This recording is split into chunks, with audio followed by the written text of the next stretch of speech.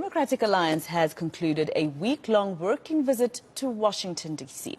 It says the aim was to stabilize diplomatic relations between South Africa and the United States. The party met with members of Congress, the State Department and the White House. The party discussed expropriation laws and the need to reform South Africa's foreign policy. Now, the delegation did not have the blessing of the Government of National Unity or international relations.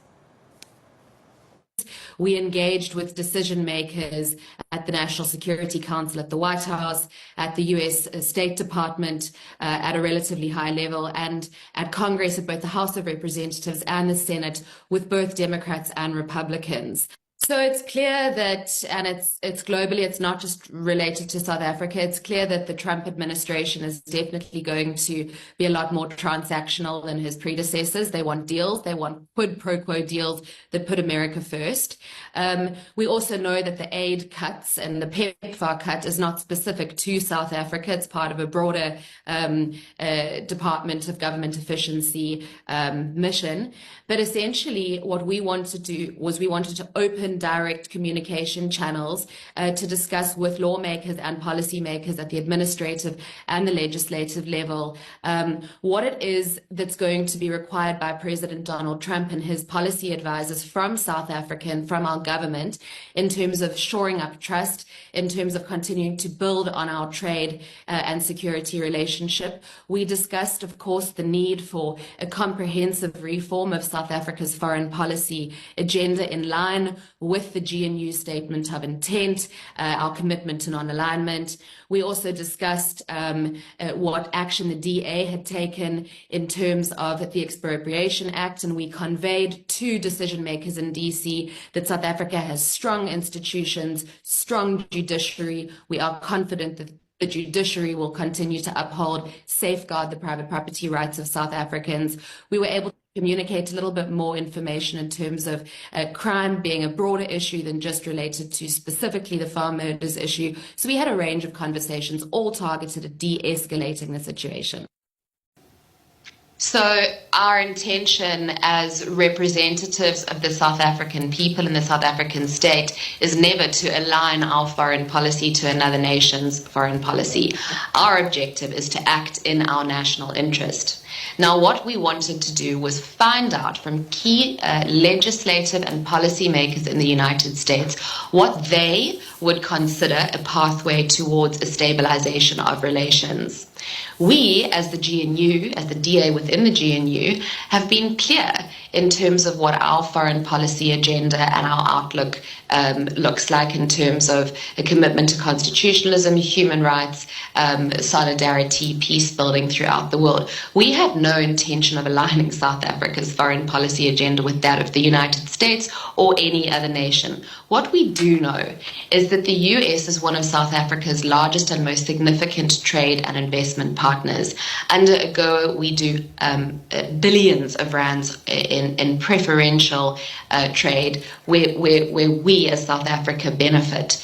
We need to act in our national interest in finding out what the pathway towards maintaining this preferential trade access is, and in terms of pathways to shoring up trust, rebuilding trust in a way that acts in the interests of all South Africans. So the intention is certainly not of being what some would call DC shills or aligning South Africa overtly with one nation at the behest of another. We're a sovereign nation and we act in the interests of South Africans. So if you had to just share with us perhaps 4 points. The Democratic Alliance, DA, recently undertook a week-long visit to Washington, D.C., claiming to strengthen diplomatic ties between South Africa and the United States amid rising tensions. However, this move raises questions about whether the DA is acting in the country's best interests or pursuing its own political agenda on the international stage.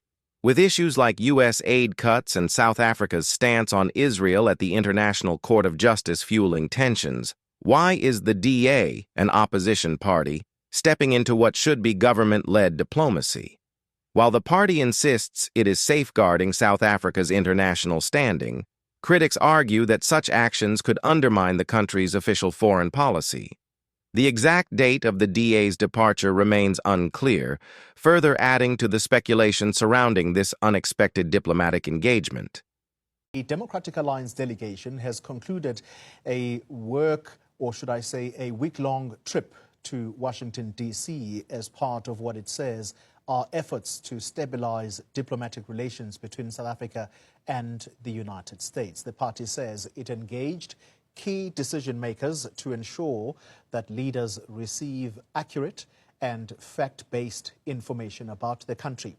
International Relations Department spokesperson is Crispin Piri, and he joins us now to give us the department's reaction. Crispin, good evening to you, and thank you very much for your time. In fact, let me correct myself there. You speak on behalf of the minister. There is another individual who speaks for the department. So what is the minister's reaction tonight on the return of the Democratic Alliance on what they say was a working visit to Washington? Thank you for welcoming me, and thank you for also correcting yourself quite correctly. I speak on behalf of the minister.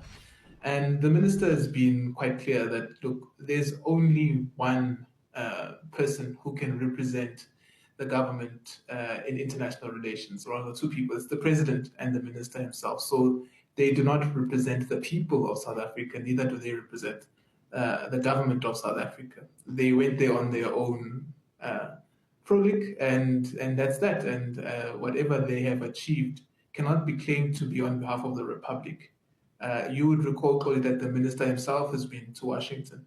A number of other delegations sent by the authority of the president have been to Washington previously to engage on various aspects with various interlocutors on South Africa's foreign policy and also on South Africa's trade policy. So this idea that we now have a government of national unity, therefore even political parties can represent the government, I think is a misnomer. The DA is a non-state actor, and their actions should not be construed as that of the Republic. Let's try and understand whether you are any clear tonight as to who the key decision makers they met are.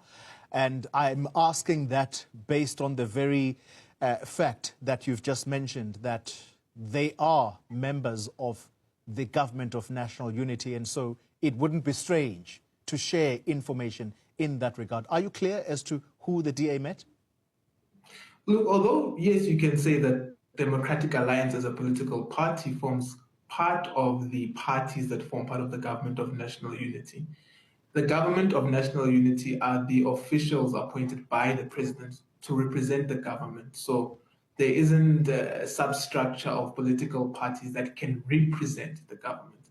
Government officials represent the government only, and those are appointed by the president, and the president himself is a representative of the South African government. So let's clear that up. Yeah. As to who they met, I wouldn't know, but what we would say is that in the interactions that we've been having through our ambassador in the United States, Ambassador Rasul, there are a number of very key interlocutors who have not yet been appointed, and that's what we have been saying and have been at pains to say with our domestic audiences, that whilst we have had engagements with key interlocutors in the United States, the ones that we think are strategic and important for us to be able to put forward our perspective and our agenda, domestic agenda and national interests, those interlocutors are not in place. For example, the US Trade Office is not in place.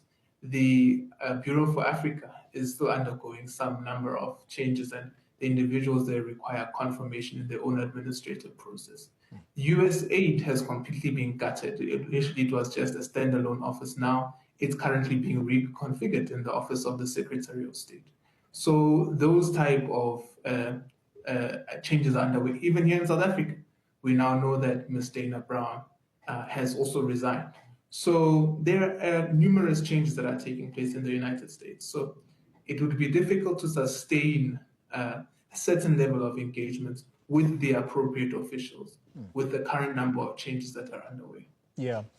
I take your point, Crispin, that the Democratic Alliance are non-state actors, and so is AfriForum and Solidarity. They absolutely not state actors. But nonetheless, the DA perhaps felt it necessary to make this visit to ostensibly, to use their words, to correct what has been misinformation at times. The concern here, and we've been speaking to an organization, it's called the South African Chamber of Commerce, but the chapter that sits in the US, and their concern, in fact, when we spoke to them last week, was that they are worried that the South African government is taking too long to engage with the Trump administration. In fact, they were disappointed that it was AfriForum that got the chance to meet with the Trump administration. And what is taking so long for the envoys that were announced by the president to go to Washington to ultimately go there and meet the administration? Yeah, I think that disappointment is slightly misplaced, and it's twofold why I think so. Firstly, to say that Ambassador Rasool is there, and he is engaging at the level at which he can engage at currently. That is the most appropriate level to engage with. Secondly, is to say that non-state actors engage a number of people all the time. Even so, the South African government gets engaged by non-state actors. Any government worth its salt would know how to treat information that it gets from non-state actors. But ultimately, the more valuable information that you can get that is tested, that can be verified, is through the diplomatic channel, and is also through the official representatives of that particular government. So, because they hold the authority to, one, implement policy, but also accurately represent what is the will of the people. Like in the instance of AfriForum, it is a particular lobby group that is even disowned by Afrikaners themselves. So their credibility is highly questionable when they go to the United States and say, we represent X, when even their own communities say, no, those are not our representatives. In the case of the Democratic Alliance, they're a political party. So they would represent a particular sector of society. The only people who can go there and say, we act on the authority of the Republic, we act in the interest of the Republic, are government representatives, such as Ambassador Rasool, and anyone else who the president may deem appropriate to present a particular message to that particular administration. As far as the question of how far the envoys and all of that, well, it is important to say that at this stage, we are still continuously assessing what is the best method to engage various actors in the US, but also present South Africa's foreign policy agenda in a manner that we think would further our interests. So we will communicate when we're in a position to do so, what exactly those next steps would be. But as the president had said, the issue of envoys, and our government has said, the issue of envoys is a continuous work in process. Yeah. Finally, Crispin, there are calls for AfriForum and Solidarity to be charged with treason for what is said to be misinformation that has been communicated to the White House. And I think to add to the theme treason, even the ANC, which leads the government of national unity, they would say. I had the spokesperson sit here last week who said to me that the actions of AfriForum and Solidarity are, quote unquote, treasonous. Does the department have a position on this? We note that there are private actors who have opened a case of treason, and that's a matter that the Hawks have confirmed is under investigation. We leave it to law enforcement to determine what exactly those actions can be classified as, and they would then make their recommendations to an independent prosecuting authority, who would then also make their recommendations to an independent judiciary to adjudicate over. So we would leave that process so that at this stage, it wouldn't be in our interest to comment on a case that is under investigation in the law enforcement system. All right. And as we close, tonight, news coming in that the United States Supreme Court has rejected President Trump's bid to freeze the $2 billion in foreign aid payments. The department, have you applied your minds to that yet? Do you have any comments thus far? Clearly, that's a decision that has been taken within the domestic walls of the United States of America on how they apply or want to exercise their foreign aid soft power policy.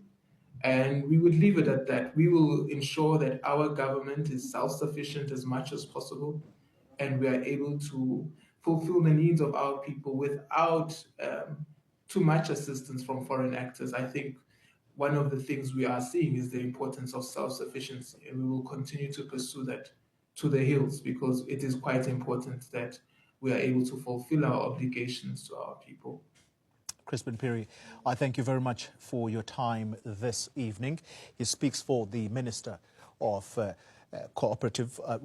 International Relations and Cooperation.